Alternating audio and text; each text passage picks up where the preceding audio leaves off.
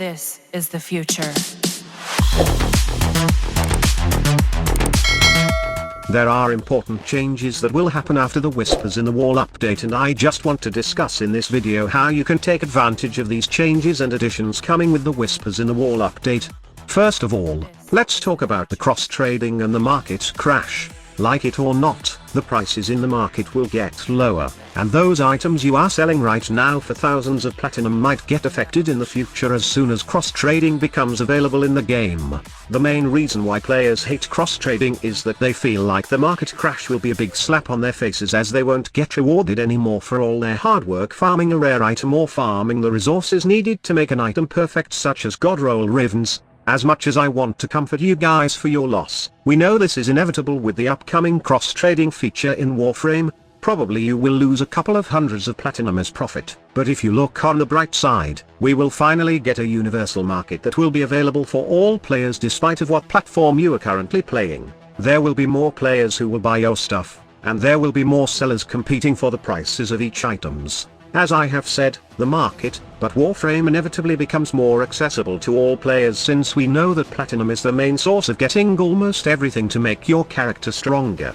If you want your Warframe and weapons better without relying on RNG to drop mods and arcanes, then all you need to do is farm platinum through prime parts farming or any other method to just buy those mods and arcanes for your Warframes and weapons. Again, market crash cannot be helped after cross-trading, but I think having just one market and the accessibility of goods will be better for the game.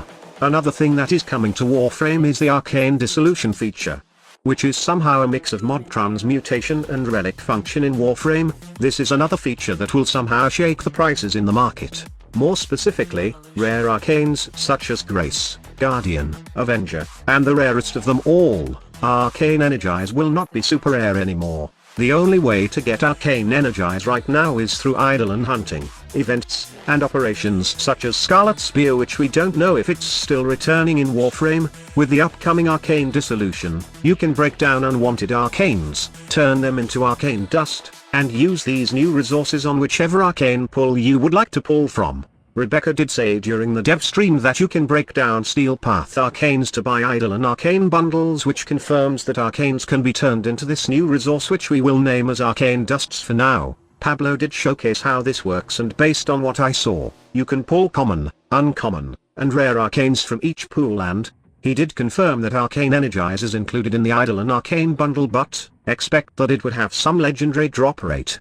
This is a great quality of life improvement, and as a Steel Path farmer, I'm really happy with these changes. I have tons of Steel Path arcanes in my inventory right now that I can't dispose of, since no one is buying a max rank Steel Path arcane because of the abundance of these items in the game. It's great because, for Steel Path farmers like me, I have another option to profit while playing Steel Path levels in Warframe. With the Arcane Dissolution, I can just turn all those extra Steel Path arcanes to dust, then pray to RNG sus that I can get rare Eidolon arcanes which I can sell to other players. Right now, my daily routine is playing Steel Path levels, especially the Steel Path Conjunction Survival, doing the Zariman mission to farm standings and get Molt Augmented to sell, and doing Steel Path Void Fisher missions and Archon hunts. With the Arcane Dissolution, I got another option to get platinum just by farming Steel Path levels. Another good thing about this is that you can get other arcanes that you don't have while just farming the most abundant ones right now in the game, which are the Steel Path arcanes.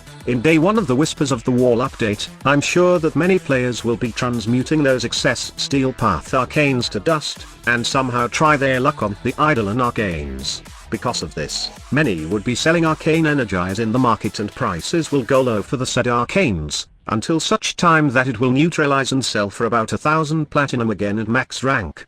Another thing that I'm looking forward to with the Whispers in the Wall update is the new Arcane Shards created from combining the original Arcane Shards. This feature will be called Coalescent Fusion, which combines original Arcane Shards to form 3 new Arcane Shards with varying effects.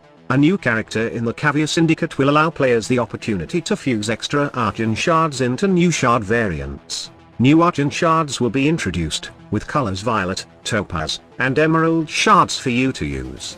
These shards will offer both stat benefits, but also feature some weird procs to keep things interesting.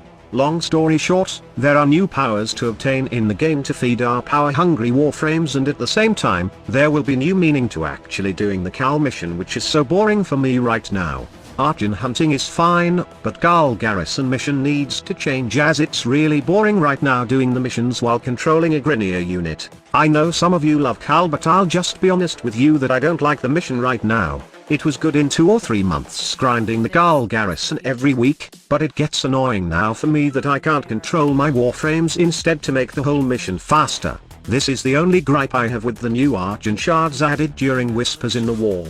Going into Cal missions is just so freaking boring that always just do the Arcane hunts to get the Arcane Shards. During the dev stream, Digital Extremes did not mention about Talforged Arcane Shards, but I think they will also allow us to fuse Talforged versions and combine them top new Talforged Arcane Shards. I really can't wait to see what kind of new powers we can give our warframes, and expect that those power creep warframes will be more broken with the new Arcane Shards. I'm looking at your Mesa. Also, let's talk about the new Alchemy and Netracell missions coming in the Whispers in the Wall. Alchemy is a mission wherein players use a new device called a crucible to fuse basic elements to create complex elemental forces, all while keeping the murmur away, while the Netracell missions are basically inspired by our Arcane vaults, and players must equip key glyphs at the start of this mission, each offering their own debuff. You can share the load as a squad or bear the burden yourself as a solo player as you search the vault for a Netracell. I think this would be the new endgame in Warframe, and it feels like the endgame of Path of Exile, wherein you upgrade a specific map with different debuffs to earn more rewards. If somehow Digital Extremes follow the same mechanic, and add a Steel Path version on these 2 new game modes, then this will be a place for those players who likes to test their builds and as well as get awesome rewards in the process. And lastly, let's talk about account linking and merging. Accounts created before November 24th of this year will be eligible for account merges, which will be available for a limited time. Merging your account is a permanent one-time method of combining your accounts into one cross-platform save account, available only to accounts made before November 24th at 2 p.m. ET. You will select one account to act as the primary account, carrying forward its quest and mission progress. All secondary accounts will merge their items, customizations, resources, and currencies into the primary account. On the other hand, players will also be able to link their accounts. Instead of merging all of their accounts into one, they will be able to set one account as their primary account and use the linked accounts to log into the primary account across platforms. For example, a player may mark their PC profile as the primary account and link it to their PlayStation profile. The PC progress will override the existing PlayStation account, and you will no longer be able to access the original PlayStation account. This option is recommended if you do not have any history of playing Warframe on the new platform. While this is not big news for those who own only one account and currently playing on either PC or console, honestly, this is great news for Switch players who happen to own a high-level account on PC and want to play Warframe anywhere or in any platform using a main account. Honestly, cross-save, cross-play, and account merging and linking are really great features for a 10-year-old game, especially since Warframe is expanding its reach to mobiles in the future. This means that you don't need to be at level 1 with no weapon and Warframes, and just play your main account on whatever platform you wish to play with. I know some players would want new content, but I just want to give the team of Space Mom a big round of applause for fixing the past mistakes and improving the Warframe experience, instead of just pumping new content that sometimes gets forgotten by players after a few months. This is really great news for Warframe moving forward, and when all the quality of life changes are added to the game, it's easier to focus on just creating new content that the community can consume. Now, I would like to know your opinion about these changes coming in the Whispers in the Wall update. Let's discuss it in the comment section below.